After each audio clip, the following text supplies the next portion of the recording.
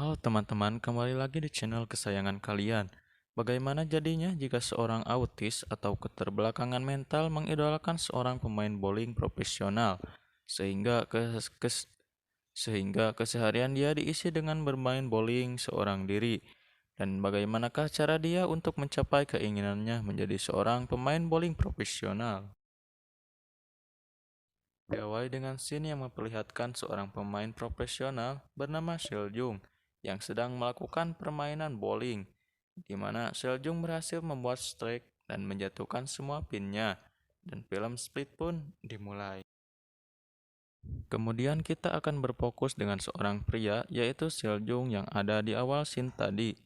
Akan tetapi nampaknya keadaannya sekarang berbeda dari awal yang tadi, di mana dia menjadi seorang penjual bensin dan kakinya terluka. Kemudian datang seorang perempuan cantik, dia bernama Minsu. Dia menjemput Seoljung untuk pergi dari sana. Ternyata mereka pergi ke tempat bowling untuk melakukan taruhan. Pada awalnya Seoljung menang dan mendapatkan banyak uang. Akan tetapi kemudian datang beberapa orang dan mengajak Seoljung untuk bertaruh lagi. Namun kali ini Seoljung harus kalah dan kehilangan uangnya. Akan tetapi Seoljung tidak menerima kekalahannya dan malah menantangnya kembali dengan taruhan yang lebih besar. Awalnya Minsu menolaknya karena dia ragu kalau Seoljung akan menang. Lalu mereka pun bertanding. Akan tetapi Seoljung harus kalah dan Minsu kehilangan semua uangnya. Kemudian Minsu menemui seseorang, kita sebut saja dia Opa. Ternyata Minsu mempunyai hutang yang cukup besar dan dia menjaminkan toko miliknya atau tempat bermain bowlingnya tadi kepada Opa. Nampak Opa menginginkan tempat itu, akan tetapi Minsu tidak mau memberikannya. Dan akhirnya Minsu pun berjanji untuk melunasi hutangnya dalam 1 bulan ini. Maka jika tidak, tempat itu akan menjadi milik Opa. Oke lanjut, kita akan berfokus kembali ke kehidupan Seoljung di mana dia hidup sendiri dan hidup tidak teratur. Keesokan harinya Seoljung pergi ke sebuah tempat untuk melamar pekerjaan di sana. Dia pun diterima kerja di tempat itu.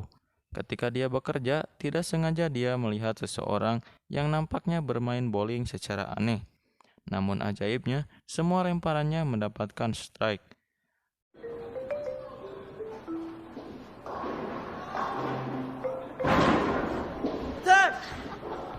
Para pemain pun menceritakan anak itu bahwa dia selalu datang setiap hari dan selalu menyapu bersih semuanya. Seoljung pun semakin penasaran dengan anak ini. Keesokan harinya, dia menunggu anak ini dan mencoba untuk mendekatinya. So, Seoljung pun kini tahu namanya adalah Yungjun, berkat tulisan yang berada di tasnya.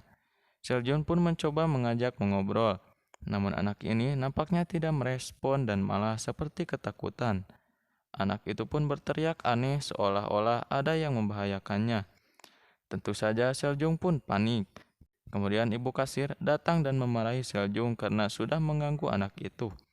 Dia bilang anak ini tidak suka bicara dengan orang asing. Kemudian Seoljung pun pergi. Kemudian Seoljung pun memanggil Minsu untuk melihat anak ini. Seoljung pun memberitahu Minsu bahwa anak ini berbakat dan dia berniat menjadikan anak ini sebagai partnernya bermain bowling untuk memenangkan taruhan-taruhan berikutnya. Akan tetapi Minsu nampak ragu, bukan karena kemampuannya, akan tetapi penampilan dan mentalnya. Dia kekurangan mental dan penampilannya yang tidak seperti biasanya. Kemudian Seoljung pun mengikuti anak ini pulang kemana. Ternyata dia adalah anak yang cacat mental dan setiap disebut namanya, maka dia akan berteriak. Ayahnya sudah meninggal dan ibunya menikah lagi. Keesokan harinya, Seoljung bersama Minsu sudah menunggu si anak ini di tempat biasa dia bermain bowling. Seoljung pun merayu Yungjun dengan sebuah minuman botol besar, di mana minuman itu adalah kesukaan Yungjun. Seoljung pun menawari kembali anak itu untuk bermain dua scotch atau berpasangan. Akan tetapi, kekeh dia tidak mau karena menurutnya double scotch itu adalah satu pria dan yang satunya lagi adalah wanita, yang ia ketahui dari TV. Alhasil, Seoljung pun semakin gedeg terhadap anak ini. Untung saja Minsu mempunyai ide untuk menyogok anak ini, yaitu dengan sebuah makanan, di mana kalau dia tidak mau bergabung, dia pun tidak boleh memakan atau meminum apapun. Dan akhirnya anak itu pun mau berkat sogokan makanan ini.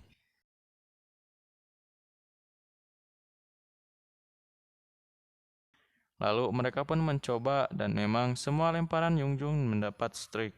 Mereka pun berencana mengubah penampilan Yongjun dengan membuatkannya bola dan menggantikan sepatunya.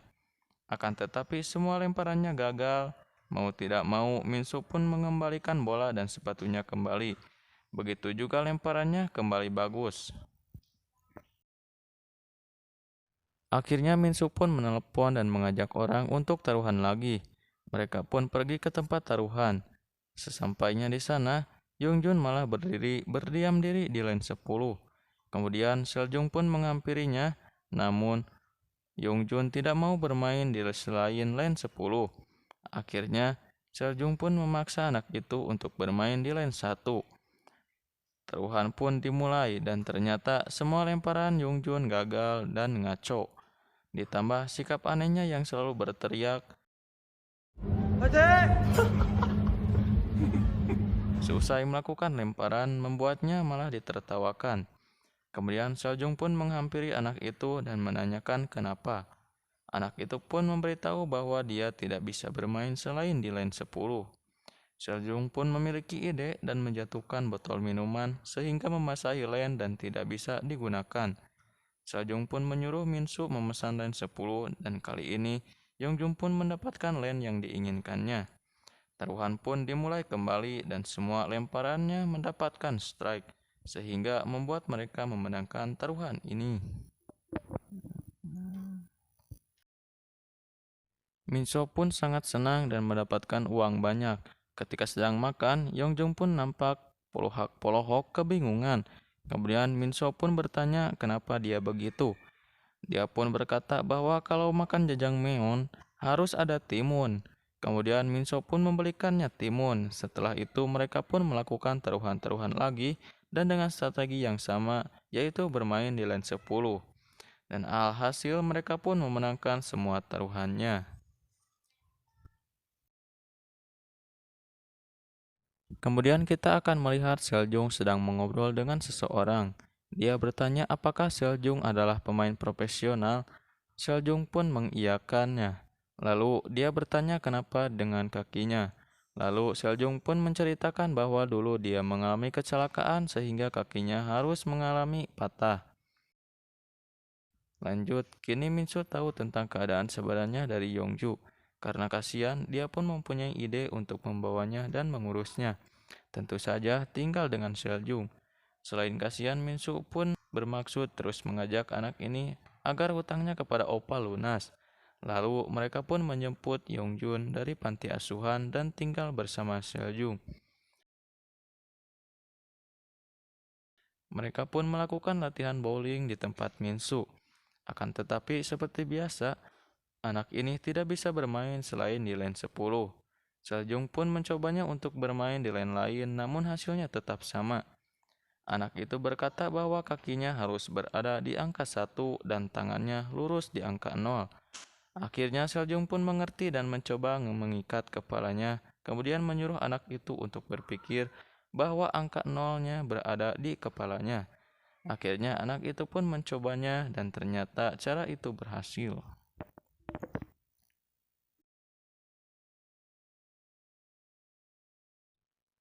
Ketika sedang latihan, tiba-tiba datang Opa bersama orang yang akan membeli tempat itu. Padahal tempat itu masih milik Minsu. Ketika Opa melihat Yongjun melemparkan bola, seketika dia menertawakan Yongjun. Seljung pun membela anak itu, akan tetapi dia malah dihajar oleh si Opa. Nampak kali ini Seljung pun sudah semakin akrab dengan anak itu. Mereka pun melakukan taruhan-taruhan lagi dan memenangkan semua taruhannya dengan tanpa terpaku di line 10. Karena kini Yongjun bisa bermain di lane manapun. Kemudian seperti biasa setelah pertandingan mereka makan bersama dan Minsu mendapatkan uang banyak. Seljung pun meminta bagiannya. Tetapi tanpa disangka Yongjun berbicara bahwa dia juga mau mendapat bagiannya. Dia meminta $19. Mereka pun bertanya untuk apa itu. Yongjun pun berkata untuk menemui neneknya pada tanggal 13 September. Keesokan harinya, anak itu pun pergi menggunakan bis dengan uang yang ia minta. Seljung pun mengikuti dia karena dia penasaran. Ketika sampai, ternyata dia mendatangi makam neneknya yang sudah meninggal. Ternyata anak ini menyadari dan tahu bahwa Seljung mengikutinya. Lalu Yongjun pun pergi ke tempat ibunya. Dia berkata harus membawa suatu barang dari sana. Sampainya di sana, dia mengambil barangnya, akan tetapi Seljung harus melihat anak itu disiksa oleh ayah tirinya dan dimarahi oleh ibunya. Kemudian mereka berdua pun pulang.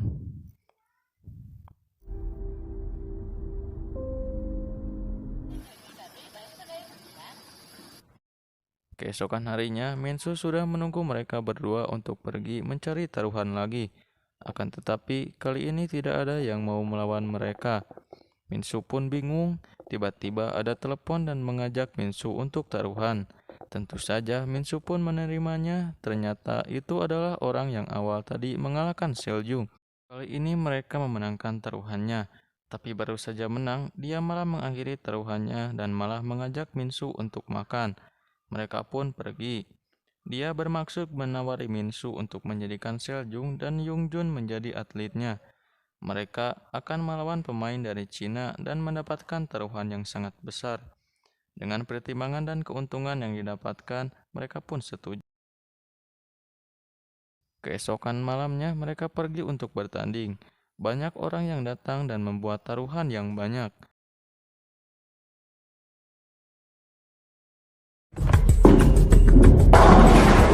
Nampak permainan berjalan lancar, tapi di tengah pertandingan tiba-tiba Oppa datang dan ternyata dia berada di pihak lawan. Ketika Seljung dan Yongjun akan memenangkan permainannya, si kehead Oppa ini menyuruh anak buahnya untuk mensabotase dengan merusak gearboxnya, sehingga permainan harus ditunda. Udah, 기어박스가 나간 것 같습니다. Kemudian mereka pun pulang. Ketika hendak pulang, tiba-tiba ada mobil berhenti dan mengajak mereka untuk ikut. Ternyata si kehead Oppa mengajak mereka untuk makan dengan tujuan menawarkan Seljung untuk memberikan anak itu dan menjadikannya pemain profesional. Namun Seljung ragu karena anak ini tidak menurut selain kepadanya. Lalu Seljung pun pulang tanpa Yongjun. Dia mengobrol dengan Minsu kalau hal ini demi kebaikan anak itu juga, di mana dia akan menjadi pemain profesional. Seljung pun kembali ke rumahnya dan berpikir apakah keputusan dia membiarkan anak itu bersama Opa adalah hal yang tepat atau tidak. Kemudian dia melihat sebuah kaset lalu memutarnya. Itu adalah kaset tentang dirinya dulu ketika sedang menjadi pemain profesional, di mana dia melakukan perfect game dan menjuarainya. Akan tetapi ketika melihat video itu, dia tersadar ternyata gerakan yang dilakukan oleh anak itu adalah gerakan-gerakan dia ketika melakukan strike. Ternyata anak itu adalah penggemarnya Seljung, dan Seljung pun baru menyadari hal ini sekarang. Seljung pun pergi untuk menjemput kembali Yongjun. Akan tetapi, Oppa merupakan orang yang licik. Dia meminta untuk melunasi hutang yang 30 juta milik Minsu dan menyuruh Seljung untuk kalah ketika dia nanti melakukan pertaruhan. Dengan begitu, dia bisa mengambilnya kembali. Seljung pun membawa anak itu pulang dan mengobati luka-luka bekas siksaan dari si kehead Oppa. Kemudian kita akan melihat si Oppa sedang melakukan makan malam bersama ayah tiri si Yongjun. Nampaknya dia merencanakan sesuatu yang jahat. Tibalah di malam pertandingan dengan taruhan besar itu, di mana kali ini Seljun harus sengaja kalah demi keselamatan Yongjun. Dan dia pun melakukannya. Babak pertama dia kalah dan bosnya menyuruh dia untuk istirahat dulu. Kemudian di babak selanjutnya Seoljong pun masih berpura-pura kalah dan si Oppa tentunya senang akan hal itu. Ketika sedang berlangsung, tiba-tiba ada telepon masuk dan itu merupakan keadaan mendesak yang mengharuskan si bosnya pergi. Akan tetapi dengan pedenya si Oppa menawari untuk menaikkan taruhannya. Alhasil dia pun tidak jadi pergi dan melanjutkan taruhannya itu. Namun kali ini berbeda, ternyata Seoljun yang menjebak Oppa dengan menyapu bersih semuanya. Melihat hal itu, Oppa pun merasa khawatir. Kemudian kita akan melihat dulu ketika Seoljung bersama anak itu memergoki Oppa yang sedang berbicara dengan ayah tirinya. Ternyata Oppa menghasut ayahnya untuk memindahkan Yongjong ke Cina dengan iming-iming menjadi pemain bowling profesional. Kembali lagi ke pertandingan di mana si Oppa mulai balideg dengan keadaan yang kalah. Dia pun berencana untuk merusak kembali gearboxnya agar permainan bisa ditunda. Akan tetapi, aksinya kali ini sudah diketahui oleh si bos dan sudah menyuruh anak buahnya untuk menunggu tempat itu. Alhasil si Oppa pun semakin gedeg dan kembali lagi ke tempatnya. Kemudian kita akan melihat ketika Seoljung ternyata meminta bantuan kepada bosnya agar melindungi Yongjun. Kan tetapi bos itu mengatakan bahwa mereka bukan lawan yang mudah, kecuali dengan satu perfect game, maka dia akan mempertimbangkan permintaan Seoljung. Berkat hal itu, Seoljung pun berani melawan Oppa dan tidak menurut keinginannya, karena dia merasa aman dengan bantuan bosnya. Permainan pun dilanjutkan dengan Seoljung pun melakukan lemparan terakhirnya dengan strike. Maka dari itu, dia pun memenangkan permainan ini. Oppa pun nampak kesal dan bos Seoljung pun mendapat taruhan yang banyak. Ketika mereka hendak keluar, tiba-tiba Oppa datang karena masih belum menerima kekalahannya. Dia pun menantang Seoljung untuk bermain dengan taruhan. Jika Seoljung menang, maka toa milik Minsu harus dikembalikan dan Oppa tidak boleh muncul lagi di hadapannya. Sedangkan kalau Oppa menang, maka Seoljung harus memotong 3 jarinya agar tidak bisa bermain lagi. Dan mereka sepakat. Kemudian mereka pun bertanding dan seperti biasa, si Oppa ini memprovokasi Seoljung dengan banyak omong. Puncaknya ketika ternyata dia adalah darang dari penyebab kecelakaan Seoljung bersama istrinya dulu. Seoljung pun tidak bisa menerimanya dan hendak menusuknya dengan pisau atau gunting. Akan tetapi hal itu tidak terjadi dan si bos menyuruhnya agar melanjutkan pertandingannya agar mengetahui siapa pemenangnya. Permainan pun dilanjutkan. Ketika di akhir, Oppa gagal melakukan strike dan menyapu bersih semuanya.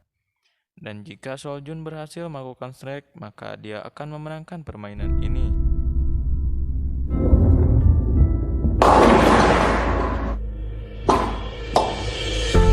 야, 이 몰리지?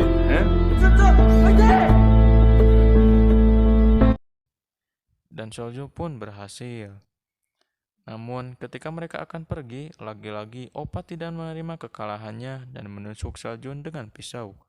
Terjadilah perkelahian di antara mereka. Seoljung pun melompatkan dirinya bersama si keparat Oppa ke jendela.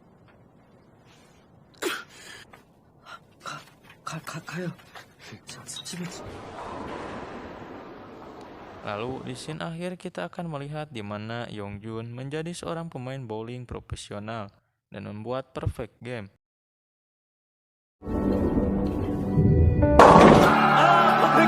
퍼펙트 게임입니다. 퍼펙트 게임을 달성합니다. 박영훈 선. Seoljun pun menonton dan bangga melihat akan hal itu. Dan akhirnya film pun berakhir. 마키스 어른용 밀키스 그렇지. 뭐야? 뭐라는 거야 지금? 아싸! 마키.